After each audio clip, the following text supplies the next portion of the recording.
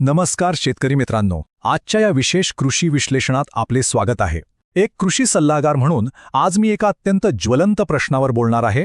तो म्हणजे आपला हिरवागार ऊस अचानक पिवळा का पडतो आणि तो पुन्हा जोमदार कसा करायचा. चला तर मग वेळ न घालवता थेट मुद्द्यावर येऊया.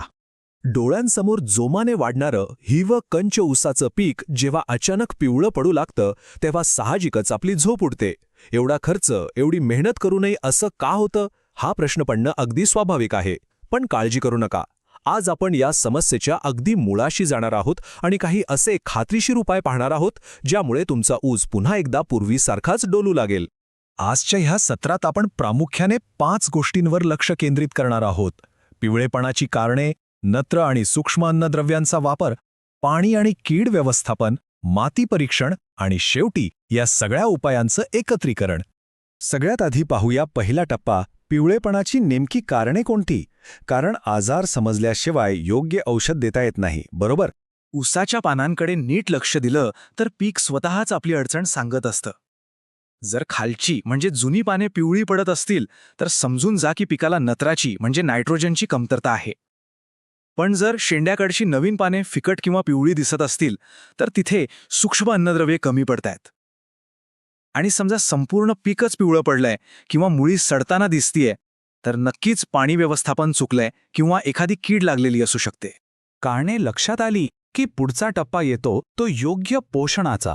नत्र आणि सूक्ष्म अन्नद्रव्ये पिकाला कशी आणि किती द्यायची ते आता पाहूया.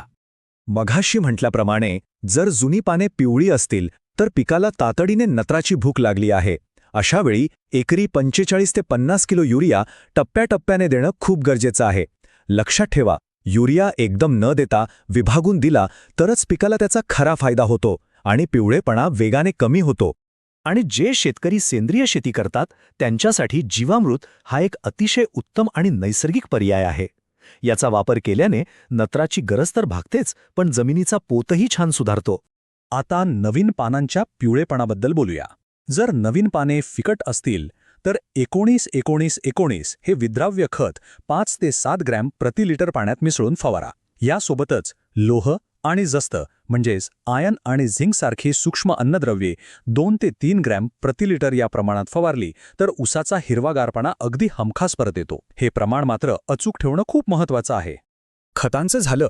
आता तिसऱ्या टप्प्याकडे वळूया, जो अत्यंत कळीचा आहे, पाणी व्यवस्थापन आणि कीड नियंत्रण.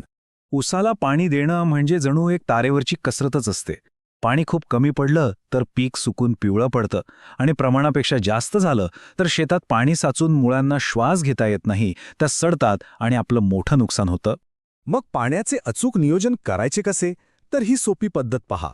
पहिले पाणी दिले की साधारण 7 दिवसांनी मातीतला ओलावा तपासा आणि त्यानंतर जमिनीच्या प्रकारानुसार 7 ते 10 दिवसांच्या अंतराने पाणी द्या. एक सुवर्ण नियम नेहमी लक्षात ठेवा, शेतात पाणी साचून राहता कामा नये. पाण्यासोबतच रोग आणि किडींवर लक्ष ठेवणंही तितकंच महत्त्वाचं आहे. लाल कोज म्हणजे रेड रॉट किंवा पांढरी माशी दिसतेय का हे नियमित तपासा. बुरशीचा प्रादुर्भाव असेल तर कार्बेंडाझिम 1 ग्रॅम प्रति लिटर पाण्यातून काळजीपूर्वक फवारा. पण मित्रांनो, एक अत्यंत महत्त्वाची सूचना, कोणतीही रासायनिक फवारणी करताना तोंडाला मास्क आणि हातात हातमोजे असायलाच हवेत. आपला जीव आणि आरोग्य सगळ्यात आधी. हे झाले तात्काळ करायचे उपाय. पण दीर्घकालीन उपायांसाठी चौथ्या टप्प्यात आपण माती परीक्षण आणि शाश्वत शेती यावर बोलूया. पोषणाचं असंतुलन ही एक खूप मोठी समस्या आहे. सोप्या भाषेत सांगायचं तर जर जमिनीचा सामू म्हणजे pH बिघडलेला असेल तर जमिनीत अन्नद्रव्य असूनही ऊसाच्या मुळ्या ती ओढून घेऊ शकत नाहीत. मग तुम्ही वरून कितीही महागडी खते टाका, पैसे वायात जाणार आणि ऊस पिवळाच राहणार. म्हणूनच माती परीक्षण करणं मस्त आहे. यामुळे जमिनीला नक्की काय हवंय हे समजतं आणि खतांचा फुकट जाणारा खर्चही वाचतो. याच्या जोडीला शेणखत किंवा कंपोस्ट खताचा सेंद्रिय वापर करत राहिलं तर जमिनीचं आरोग्य टिकतं आणि पुढे जाऊन ऊसातली साखरेची टक्केवारी आणि वजनही जबरदस्त मिळतं. आता आपण आलोय शेवटच्या आणि 5व्या टप्प्यावर. ह्या सगळ्या उपायांची सांगड कशी घालायची ते पाहूया. हे कायम लक्षात ठेवा, शेतीत कोणताही एकच जादुई उपाय नसतो. नुसतं खत टाकलं किंवा नुसतं पाणी दिलं म्हणजे प्रश्न सुटत नाही. पिवळेपणाचं मूळ कारण शोधणं, खतांचं अचूक प्रमाण देणं, पाण्याचं संतुलन राखणं आणि कीड व्यवस्थापन या सगळ्यांचं एकत्रीकरण म्हणजेच कॉम्बिनेशन वापरणं हीच खऱ्या यशाची गुरुकिल्ली आहे. हे सूत्र वापरलं तर तुमचा ऊस हमखास जोमाने वाढेल आणि तुमचा आत्मविश्वासही दुणावेल यात शंका नाही. जाता जाता तुमच्यासाठी एक विचार करायला लावणारा प्रश्न सोडून जातोय. पुढच्या हंगामासाठी, अधिक उत्पादनासाठी तुमच्या शेतातील माती खरोखरच तयार आहे का? यावर नक्की विचार करा आणि माती परीक्षणाकडे सकारात्मक पाऊल टाका. मला खात्री आहे, हे 5 उपाय अंमलात आणल्यास तुमचे ऊस उत्पादन नक्कीच वाढेल. अशाच महत्त्वपूर्ण माहितीसह पुन्हा भेटूया. नमस्कार.